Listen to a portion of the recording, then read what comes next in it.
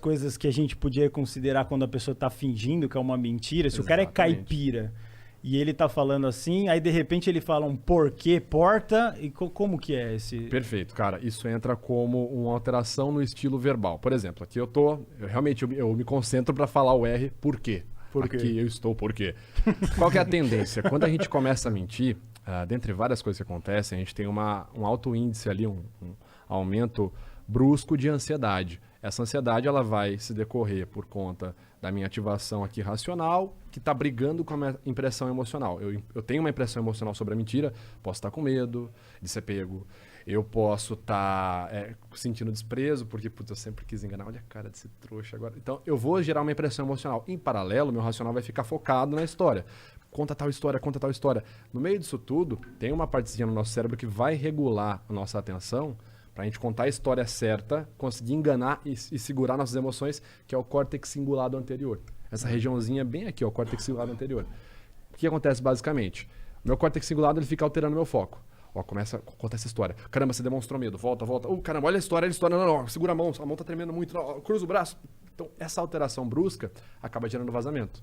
Então, se você tá todo controladinho lá, eu vou falar tal história, e de repente eu solto por quê? Porque eu não sou eu, porque eu não fiz Lasco. isso. Aí você se embananou. Tem um caso muito legal no meu canal, que é o cara, ele era acusado de estupro de vulnerável. Posso falar estupro aqui, né? Pode. Não é uma palavra Pode. censurada. Beleza. E ele era acusado, e de repente ele estava no meio da entrevista, ele ainda estava sendo julgado na época que eu analisei ele, e ele fala assim, acho que é pro Cabrini, ele começa a entrevista assim, não, senhor, tenho certeza da minha inocência, total certeza, senhor, jamais cometeria tal ato. Português lindo. E a entrevista vai. E o Cabrini pressiona, ele volta e tal. E ele volta a perguntar, por que você... Tudo bem, você já falou tal, mas você dava em cima da jovem. Você estava no quarto na hora que ela foi encontrada. Por que não seria você que estuprou ela? Ah, senhor, porque eu sou um pai de família, tá ligado? Já mudou. Acabou. Ali o cara... Opa, cadê o personagem? Quebrou o personagem. Esse cara, inclusive, foi condenado pelo estupro de vulnerável. Um caso que eu fiquei muito curioso e você fez... que foi o do PC. Eu já vi o Rafinha Bastos falando, já vi o Cauê Moura falando. Cara, tudo parece estranho naquele caso. O que você analisou lá? Esse você deve lembrar, porque acho que foi um dos que mais te pediram. Esse aí não dá pra eu mentir falando que eu não lembro. Esse não dá, esse não dá. Vamos lá. Cara, do PC Siqueira, tá? Deixa eu puxar na memória aqui pra lembrar exatamente o que eu falei. O caso do PC Siqueira, eu não tive muito material pra analisar. Eu sou bem sincero, no comecinho do vídeo eu já falo isso. Tudo bem. O que a gente tinha eram supostos áudios.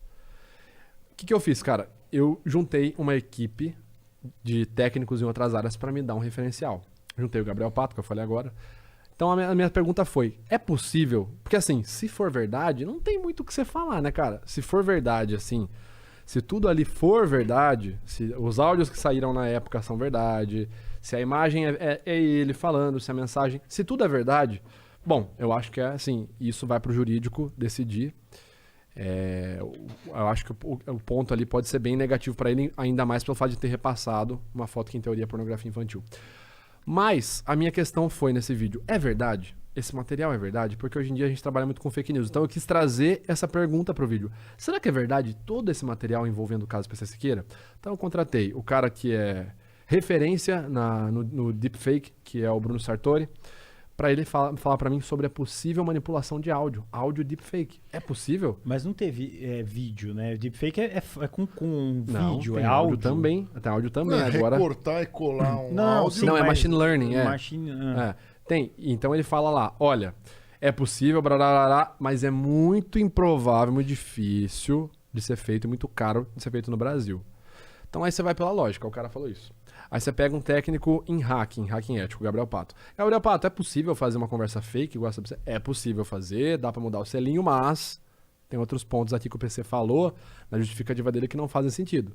Então você vai juntando um ponto aqui, você junta um ponto ali, peguei um advogado criminalista pra falar qual seria a consequência jurídica. Ele falou, olha, ele pode principalmente responder penalmente por compartilhar uma foto de uma menor, num contexto que pode vir a ser enxergado como um contexto sexual, se era sexo virtual. Tudo bem que a gente sabe que crimes digitais é uma categoria tenebrosa na legislação brasileira. Foi lançado no mês passado o LGPD, a Lei Geral de Proteção de Dados.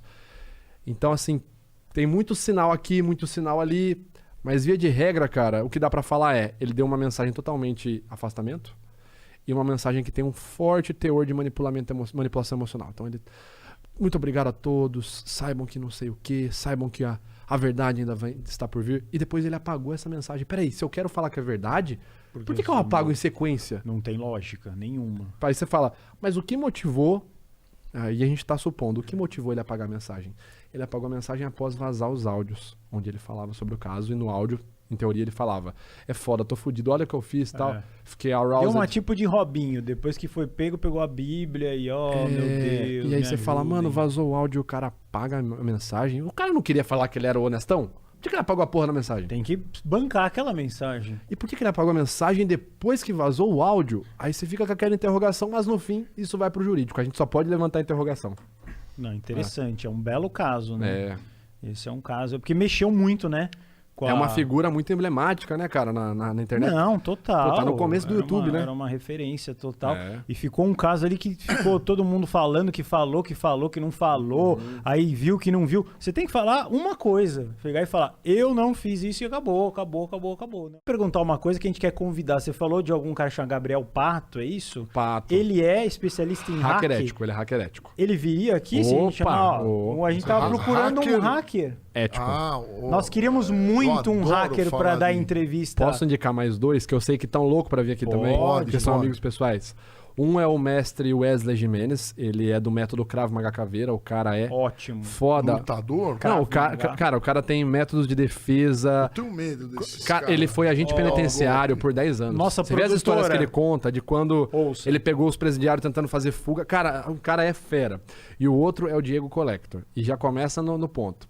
Eu não posso contar o que esse cara faz, senão ele me mata. Não, vamos... É mais ou menos isso. Ele é especialista em inteligência e espionagem aqui no Brasil. É tudo que a gente precisa. Eu não posso falar muito sobre ele. Aqui. E assim, só pra falar do Collector, o número dele, quando vocês quiserem, vocês têm que me pedir, porque ele troca de número semanalmente. Ele tem um algoritmo lá. Olha, já é muito louco. Eu vou ter que passar na semana pra vocês entrarem em contato com ele na semana. O cara Nossa fera. produtora está ouvindo. Já grave esse corte no seu cérebro com sangue, que nós precisamos de gente... Interessante, que tem o que falar, porque algumas pessoas que sentaram aqui foram assim, você vai começar a fazer, fala do seu podcast, você vai começar a fazer, você vai sofrer, meu amigo. Depende do convidado. Você vai sofrer. Tem uns que você vai falar assim, que nem você, e o cara dá uma palestra boa. Zé Palestrinha. Não, a tua é boa. É ótimo. O pior é quando é ruim. Ou quando o cara fala, você fala assim, como é que foi aquele caso do PC Siqueira? Foi bom. O cara acha que é entrevista Aí mesmo. você chega e fala assim, e o do Whindersson? Foi ruim. Aí você fala, pelo amor de Deus! Não dá pra vocês criar um elemento aqui, tipo assim, tocar uma corneta, a a corneta do fala? chutando por baixo da mesa. Aqui. Um sinal. É que você vai estar sozinho ou vai ter? Vai ter um professor de psicologia comigo. Que legal. Então é bom quando tem dois. Você tem que me chamar, hein? Sim. Analisado o primeiro. Adoro psicologia e adoro... reclamar, né? Sim, mas isso que é legal. Mas é legal, porque isso aí é legal. E como é que vai ser o nome? Já tem? A gente tá com a ideia, o nome que a gente pensou é Fake Busters, que a gente... Fake Busters. A temática de todo episódio vai ser sobre falar sobre enganação, falcatrua, os esquemas que o pessoal faz, tentar trazer, assim, vai ser sempre uma conversa em cima dessa temática. Entendi. Não vai ser uma entrevistinha. Vai ser um podcast bem nichado, então. Bem nichado, Quando que vai começar? Eu pensava isso no Metaforando. Eu achava que o Metaforando ia ser um canal de... Não, mas você virou famoso, é outra coisa. O Metaforando, às vezes as pessoas gostam de você como uma celebridade. Mais do que... Eu aposto que a menina da padaria não queria das suas microexpressões. Ela quer tirar uma foto, ele é famoso, é rico, sei lá. Não, eles fantasiam em qualquer coisa. Sim. Não exatamente pelo seu trabalho científico, que é bem legal. Mas e aí, o Fake Busters? A ideia é a gente trazer esses convidados, a gente quer trazer os convidados... Claro, Nós vamos furar o seu zóio com alguns antes já. Nossa, maravilha, pode trazer os caras. A gente quer trazer eles nessa ótica. Então, tipo assim, imagina, sei lá, o Christian Figueiredo, Castanhari, fala pra mim a mentira que você já contou, que até hoje você se arrepende. Pô, imagina isso, que legal, e a gente falar sobre isso. A ideia é espetacular. Mentira. Não, mas uma coisa que o cara possa contar. Eu posso contar algumas mentiras aqui que não vão me complicar. Mas, tipo assim, aquela lá que o cara, tipo assim, fez o cara enriquecer. Brincando, né? Essa daí o cara não pode contar. Mas a ideia é sempre colocar essa pauta investigativa e de enganação associada à psicologia. Então, pô, eu acho bem fera, porque até hoje eu não vi ninguém fazendo isso. E um investigador preguiçoso? Eu achei que ele ia falar meia boca, que é uma palavra que eles usam toda hora. Meia boca. Não existe investigador preguiçoso? Existe. Porque pra fazer tudo isso que você tá falando é um trampo que tem que ser meio, cara, sabe como meio Interpol mesmo. Cara, é assim, sabe, isso falando palavras de quem tá no meio investigativo criminal, tá? Eu respeito muito os investigadores criminais, a nossa polícia é muito boa, a nossa polícia investigativa é muito boa, embora eu acho que deveria ter um investimento maior na investigativa, mas tudo bem. Cara, existe a situação assim, o cara não é só que ele é preguiçoso. O Brasil ele é muito limitado de recurso, certo? Quais são os principais casos? Ou quando o caso vai para o meio privado e a pessoa tem muita grana para bancar a investigação, ou quando tem repercussão nacional. Tipo Richthofen, assim, Craven. Aí a galera quer, a galera precisa entregar isso. Então. Aí sai correndo os melhores, né? Exato. Você precisa mostrar, entendeu? Mas só pra eu... Mas no geral não é muito isso que acontece na prática, nem um não. pouco, não. né? Então, por exemplo, aconteceu um crime, aí a polícia, primeiro vai a polícia, aí você não gostou do que a polícia fez, aí você contrata o particular? Vamos lá, aconteceu um crime. Foi furtada uma loja. Latrocínio. Furtou e matou caixa. Primeiro, a gente vai ter que instaurar um inquérito policial, certo? Na hora ali, geralmente, o que vai acontecer? O patrulhamento ostensivo vai ser acionado, a polícia ostensiva, aí chega lá a PM, aí a gente tem algumas situações. Ou você pega o flagrante, em flagrante delito, ok? Ou um flagrante pressuposto. Se eu peguei a pessoa em flagrante delito, eu peguei você fugindo, com a mão ensanguentada, com objeto de desejo na mão, é você. Quando a gente pega esse cara, aí vai se instaurar o começo de toda a persecução penal. Então eu vou começar o inquérito policial, vou levantar dados dele, vou fazer a investigação social da vida dele, vou no bairro dele perguntar sobre ele, vou ver como que era o histórico dele. Isso assim, se for um crime de grande repercussão, se for um dano muito grande, né? Quando a gente faz esse processo, entra a outra parte da investigação, entra a polícia investigativa, ok? Aí a gente vai vou fazer uma perícia. Você matou aquela pessoa, você está dizendo que não matou. Poxa, foi encontrado uma shuriken no pescoço dela. Cara, isso é muito específico. Eu vou ter que averiguar, por exemplo, os pais da Richthofen. Cara, eles foram... A cabeça deles foi esmagada. Sabe, já brincou de taco na rua? Já. Era tipo um bastão daqueles, não, bastão de squash, não sei como é que chama. Tipo um bastãozão de madeira, um tacapizão pesado. Olha como isso é uma arma específica, uma produção específica de uma arma de crime. Então você vai ter que fazer uma investigação social grande. Como uma arma dessa foi produzida. É diferente de eu chegar lá e dar um tiro de 38. 38 é o revólver mais vendido na boca, entendeu? Então é muito diferente. Então eu vou ter que fazer todo um processo, eu vou acionar a polícia investigativa então por partes. Policiamento ostensivo. Aí vai a perícia criminal, vai ser acionado o plantão da civil vai fazer todo o processo científico, vai tirar foto, vai proteger o lugar, tentar proteger ao máximo para poder colher informações. Papiloscopistas vão chegar no local, a polícia científica vai averiguar os dados e vai mandar para a polícia judiciária. A judiciária vai fazer a avaliação desses dados e vai entregar para o promotor, que vai ou não oferecer a denúncia para o Ministério Público. Aí o que vai acontecer depois a gente não sabe, porque aí vai... Queria te perguntar, que eu tô louco pra perguntar. Manda bala. Eu e o Guru, a gente gosta muito de... Em programas de televisão, de rádio, etc., eu cheguei à conclusão que a risada é muito falsa. Todas. Né? Todas as risadas da TV, o cara... E ele não... eu tive uma risada falsa misturada com uma verdadeira agora. Sim, porque você achou engraçado o fato da risada ser falsa. Isso. Como é que é esse negócio? Você sabe discernir com facilidade? A risada do Carlos Alberto, por exemplo. Bom, ela é verdadeira, ele acha a graça das piadas dos caras da Praça é Nossa, ou a risada dele é falsa? Pode falar, não se acanhe. Não, vamos lá. O que a gente tem na ciência, no estudo? Você acabou de emular a risada falsa. Quer ver? Emula ela de novo. Uma risada super falsa.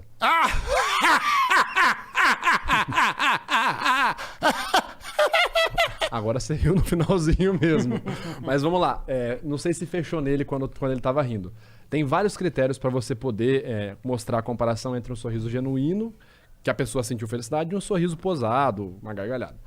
A risada em si ela é uma macroexpressão, porque a risada dura um baita tempo. Qualquer microexpressão emocional ela vai durar no máximo 2 segundos. E aí acabou. A emoção ela tem esse pico, ela cai. Tudo que acontece depois é sentimento. Então a emoção é uma resposta rápida, sentimento é uma resposta longa. A pessoa pode ficar 10 minutos no mesmo sentimento, 10 meses, 10 anos, então... Sentimento, mas não entendi direito. O primeiro é emoção... Eu só vou fechar do depois... sorriso, aí eu já volto, porque esse é um assunto que vai longe. Sorriso, por exemplo, eu falei pra você emular. Eu vou mimicar como foi a sua resposta. Então, olha aqui. Primeiro critério, a gente não tem a contração do músculo orbicular dos olhos. O Guillaume Duchamp, fisiologista francês, já mostrou pra gente, isso há muito tempo atrás, que quando você expressa a felicidade genuína, automaticamente a musculatura orbicular comprime. Você sorri com os olhos. Então você vai fazer os pezinhos de galinha. A hora que eu pedi pro Lorde rir, ele fez... sem a contração, totalmente fake. Segundo, a duração. Como eu falei, uma microexpressão de felicidade, ela vai ter um pico e vai cair. Então, um sorriso genuíno, o cara vai olhar, vai sorrir e aí ele vai murchar. Por exemplo, tava falando pro Lorde agora. Ele gostou bastante da explicação. Como eu sei? Porque ele tava assim, ó, com o pé de galinha. Quer dizer que ele achou super interessante o que eu tava falando. Ele não tá fazendo uma expressão posada. Agora, na TV, o que você vê?